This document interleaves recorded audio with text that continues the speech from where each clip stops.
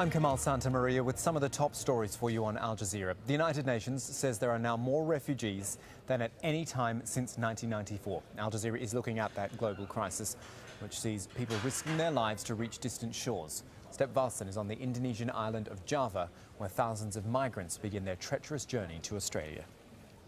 Well, nearly 10,000 asylum seekers are stuck in limbo here in Indonesia, and many of them are in dire conditions because they simply don't receive any help here. So they're very desperate to go to Australia, and they know that the Australian government has tightened their refugee policies over the last couple of months, and that it's going to be very difficult for them to actually be accepted. But they say they can't go back home and they can't stay here. Dozens of people have been killed in 10 separate blasts across the Iraqi capital. It was mainly Shia areas of Baghdad which were targeted.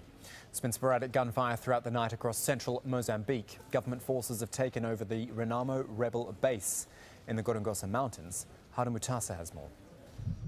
Government soldiers say things are now relatively calm and they are in control of this area. But just a few hours ago, they said that they fought Renamo fighters in the bush behind me. And these are some of the soldiers here. They took over this particular base on Tuesday, a few days ago. This base belonged to the Renamo fighters, and the government soldiers basically came in, a fierce battle ensued, and they forced Renamo fighters into the mountains and hills behind them. They're now in control, but things are far from over.